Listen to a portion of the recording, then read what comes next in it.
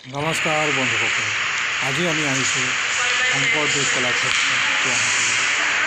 এই শংকৰদেৱ কলাক্ষেত্ৰ গুৱাহাটী বিশেষ মহত্ব এইটোৱেই যে আমাৰ গুৰু শ্ৰীমন্ত শংকৰদেৱ তেওঁৰ নামেৰে নামাকৃত কৰা হৈছে এই কলাক্ষেত্ৰটো।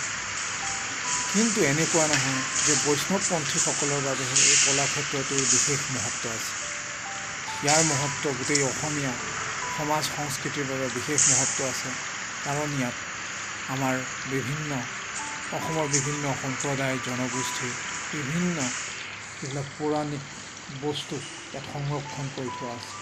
সেইবাবে আমাৰ নৱপ্ৰজন্ম শিশুসকলক জ্ঞানবৰ্ধকৰ কাৰণে এই কলাক্ষেত্ৰ পৰিদৰ্শন কৰা অতিকৈ দৰকাৰী বুলি মই ভাবোঁ।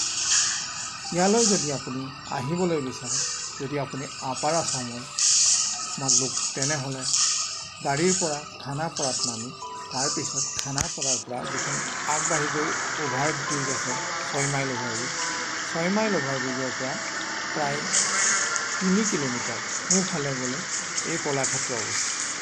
আৰু যদি আপুনি পল্টন বজাৰৰ ফালৰ পৰা আহে, তেনেহ'লে ৰাস্তাৰ বাওঁফালে এই ৰাস্তাটো কৰি আপুনি নিজৰ নিশ্চয় এই কলাক্ষেত্ৰ দৰ্শন কৰিবলৈ যায়।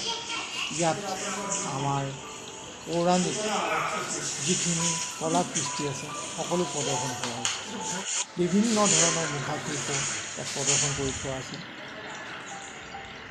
আমাৰ আগৰ ৰজা মহাৰজাসকলে ভগৱানৰ কিছুমান কলাকৃতি বনোৱা আছে, যিবোৰ আমাৰ শিশুসকলে জনাটো অতিকৈ প্ৰয়োজন। ইয়াত বিভিন্ন ধৰণৰ পৌৰাণিক অস্ত্ৰ শস্ত্ৰবোৰ সংৰক্ষণ কৰি থোৱা আছে, যিবোৰ আমাৰ শিশুসকলে নাম শুনিছে কিন্তু দেখা পোৱা নাই।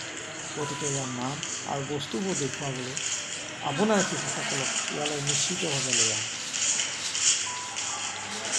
এই ঠাইত প্ৰায় 200 বিঘা মাটিৰ এটা ডাঙৰ প্ৰজেক্ট আছে। গতিকে এখন সুন্দৰ পাৰ্ক আছে। শিশুসকলে মনোৰঞ্জনৰ বাবে ইয়াত যথেষ্ট সুবিধা আছে। শিশুসকলে খেলা ধূলা কৰিব পাৰে। আৰু অসম চৰকাৰে ইয়াত বৰ সুবিধাজনকভাৱে জেগাবোৰ বনাই ৰাখিছে। গতিকে আপুনি নিশ্চয় আহক আৰু নিজৰ শিশুসকলক ইয়াত পৰিদৰ্শন কৰা। ইয়াৰ লগতে আমাৰ অসমৰ থলুৱা বাদ্যযন্ত্ৰবোৰ ইয়াত প্ৰদৰ্শন কৰা আছে। বিভিন্ন সম্প্ৰদায়ৰ লগত জড়িত বিভিন্ন প্ৰকাৰৰ ঢোল, খোল, নাগাৰা আৰু অনেক বাদ্যযন্ত্ৰ ইয়াত প্ৰদৰ্শন কৰি থোৱা আছে। আমি খালি নিজৰ সংস্কৃতিৰ ঢোলটোৰ বাবে বেলেগখিনি চিনি পালে নহ'ব। বিভিন্ন সম্প্ৰদায়ৰ সংস্কৃতিৰ লগত জড়িত বিভিন্ন প্ৰকাৰৰ ঢোল আছে।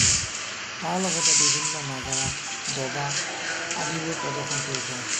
এটা অতিকৈ জ্ঞানবৰ্ধক জেগা। ইয়ালৈ নিশ্চিতভাৱে আহক আৰু নিজৰ শিশুসকলক প্ৰদৰ্শন কৰক। নমস্কাৰ, জয় শ্ৰী